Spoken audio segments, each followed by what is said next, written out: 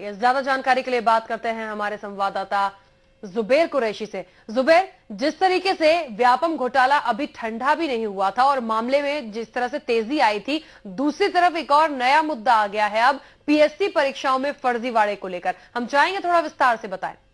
राज्य मुख्यमंत्री शिवराज सिंह चौहान प्रदेश की बच्चियों को, बालिकाओं को अपनी भांजी बोलते हैं और उनकी सुरक्षा की हत्या की बात करते हैं। अभी हमने देखा कि व्यापम घोटाला का मामला चल रहा था, तो उस मामले में उन्होंने अपनी भांजियों को हवालात और जेल की तक हवा खानी पड़ी। उनके राज में, मामा के राज में भांजियों को अब हवालात की और जेल की हवा, जहां जेल की हवा खानी पड़ रही है, वहीं जो उनकी सगी भांजी है रितु चौहान, जो एसडीएम डिप्टी कलेक्टर सिलेक्ट हुई हैं, उनका मामला रोशनी में आया है। जो नेता प्रतिपक्ष सत्यदेव कटारे ने उन्होंने इस मामले को उठाया है और कहा है कि एमपीपीएससी में जो उनका सिलेक्शन हुआ है वो नियम विपरीत हुआ है और उसका जो रिकॉर्ड है वो गलत तरीके से किया गया है। पूरी परीक्षा की जांच की मांग की गई थी, उन्होंने रिकॉर्ड मांगे थे लेकिन रिकॉर्ड नहीं दिए गए। तो एक तरीके से अब ये कहा जा सकता है कि मध्य प्रदेश की राजनीति में जो शिवराज सिंह चौहान की भांजी रितु चौहान, उनको लेकर घमासान छिड़ गया है, यानी कि भांजी को लेकर घमासान हो गया है। कांग्रेस पार्टी रितु चौहान की नियुक्ति को अवैध रूप ठहरा रही है और गलत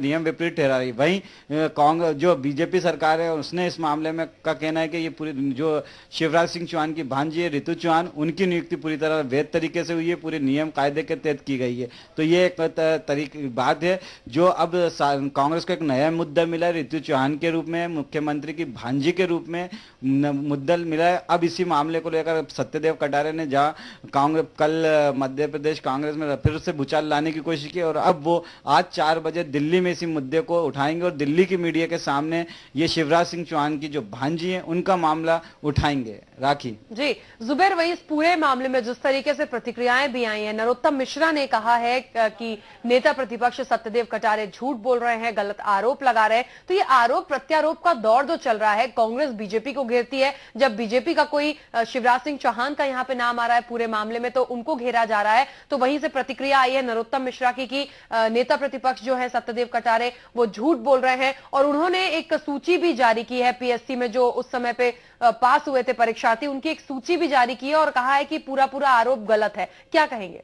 देखिए, अब एक मध्य प्रदेश की राजनीति में ये एक व्यापम जो मामला है, व्यापम का जो घोटाला है, जो महाघोटाले के रूप में बदल, जो एक कांग्रेस और बीजेपी के बीच में दृढ़ युद्ध में बदल चुका है। कांग्रेस आरोप लगाती है, फिर एक जिस दिन कांग्रेस आरोप लगाती है प्रेस कॉन्फ्रेंस करके खुलासा करती है, उसी दिन शाम को या दिन में बीजेपी वाले के प्रवक्ता या मंत्री उस चीज का खंडन करते हैं। तो कहा जा सकता है कि ये जो व्यापम घोटाला कांग्रेस और बीजेपी में एक जंग बन चुका है, एक जंग का जरिए बन चुका है, आरोप प्रत्यारोप का दौर शुरू हो चुका है। कांग्रेस आरोप लगाती है, शाम को फिर बीजेपी सफाई देती है। तो सत्यदेव कटारे ने जो जिससे पहले के मिश्रा ने जो प्रेस कॉन्फ्रेंस रखी थी उसमें सुधीर शर्मा के कॉल डिटेल्स दिखाई थी और कहा था कि इसमें सीएम हाउस के और सीएम की पत्नी, सीएम के पिता, सीएम के मामा और बेटा इन्वॉल्व है और गोंदिया का मामला उठाया था कि गोंदिया के साथ 19 लोगों की नियुक्ति हुई थी परिवार में आरक्षक के रूप में। फिर परिवहन मंत्री ने उसका खंडन करते हुए आरोप को निराधार बताया था और उन 316 लोगों की सूची जारी की थी जिनकी नियुक्ति परिवहन आरक्षक के रूप में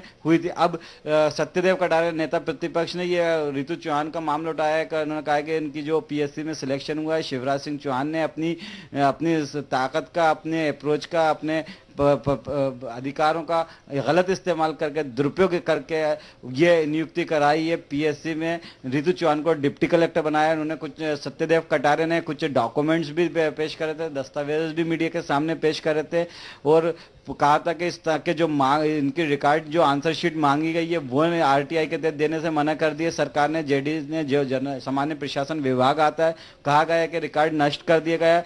इस बात पे भी सत्यदेव कटारे का आरोप था कि पहले 1 साल तक रिकॉर्ड रखने का नियम था, लेकिन अपनी भांजी को की नियुक्ति की जो उन्होंने अवैध नियुक्ति कराई है, किसी तरह खुलासा नहीं हो, चोरी उनकी पकड़ी ना जाए, इस वजह से नियम में बदलाव करके पहले 3 महीने को और 1 महीने में रिकॉर्ड नष्ट करने का नियम बनाया गया है। इसके जवाब में नरोत्तम मिश्रा ने रात में प्रेस कॉन्फ्रेंस उठाई और सफाई दी कि जितने जो मुख्यमंत्री की भांजी रितु चौहान, उनकी नियुक्ति पूरी तरह वैध है। उसके उन्होंने पक्ष में कुछ डॉक्यूमेंट्स पेश किए, दस्तावेज पेश किए। उनका कहना था कि ये नियम जो रिकॉर्ड नष्ट करने के जो नियम है मध्य प्रदेश प्रदेश में ही नहीं है, राजस्थान में भी है और महाराष्ट्र में भी है। राजस्थान में 3 महीने का नियम है, महाराष्ट्र में 1 महीने का। तो एक तरीके से कहा जा सकता है कि एक जो मुख्यमंत्री की भांजी है ऋतु चौहान, उनको लेकर राजनीतिक क्षेत्र में घमासान छिड़ चुका है और दोनों दल एक दूसरे पर आरोप प्रत्यारोप का लगा रहे हैं। अब इस में क्या सच्चाई है, कितनी सच्चाई है, ये आने वाले समय में पता चलेगा। अगर जिस तरह से सत्यदेव कटारे ने आरोप लगाए, अगर उनके पास डॉक्यूमेंट्स हैं तो वो इस मामले में कोर्ट जा सकते हैं और एसटीएफ को इसके डॉक्यूमेंट्स प्रोवाइड करा सकते हैं। लेकिन आगे देखने वाली बात क्या है कि आज 4 बजे दिल्ली में जो सत्यदेव कटारे ने प्रेस कॉन्फ्रेंस बुलाई है और उसमें खुलासा करने वाले हैं, उसके बाद उनका क्या एक्शन रहता है। राखी जुबेर, बिल्कुल ठीक कह रहे हैं आप, क्योंकि यहां पर एक चीज ये भी देखने में आती है कि व्यापम घोटाले में जिन लोगों के नाम आए थे और लगातार परतें खुलती जा रही हैं, वो एक अलग चीज हो गई, वो मुद्दा अभी ठंडा भी नहीं हुआ था। लेकिन अब जो आरोप ऋतु चौहान को लेकर, जो शिवराज सिंह चौहान की भांजी है, उनको लेके पूरी तरीके से शिवराज सिंह चौहान के ऊपर ही उंगलियां उठ रही हैं, उन्हें घेरा गया है क्योंकि वो उनके मामा है। और आरोप ये लगा है कि पीएससी परीक्षा फर्जीवाड़ा जो उन्होंने करवाया, 7वीं रैंक दिलाकर उन्हें डिप्टी कलेक्टर का पद दिलवा दिया। वाकई कहीं ना कहीं बड़ा इश्यू है और इतनी जल्दी शांत होने वाला नहीं है। और जिस तरीके से सत्यदेव कटारे ने, आपने बताया कि कुछ साक्ष्य हैं उनके पास, कुछ दस्तावेज हैं उनके पास, वो उन्होंने दिखाए हैं, मीडिया को भी दिखाए हैं और आगे वो कोर्ट भी जा सकते हैं।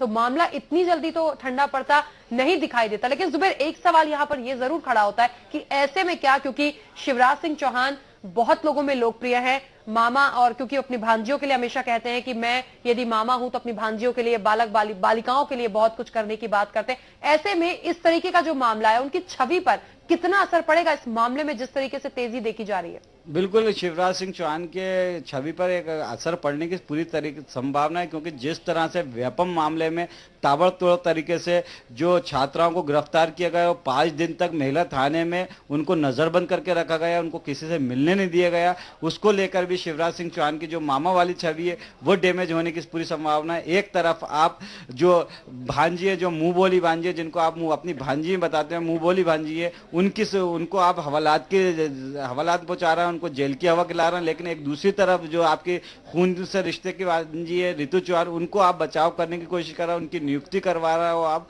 तो ये सब चीजें अपना और पराये वाला अंतर लोगों को समझ में आएगा जब, तो असर तो पड़ेगा ही। राखी, चलिए जुबैर, आप बने रहिएगा हमारे साथ इस पूरे मामले पर। आइए देखते हैं एक छोटी सी खास रिपोर्ट।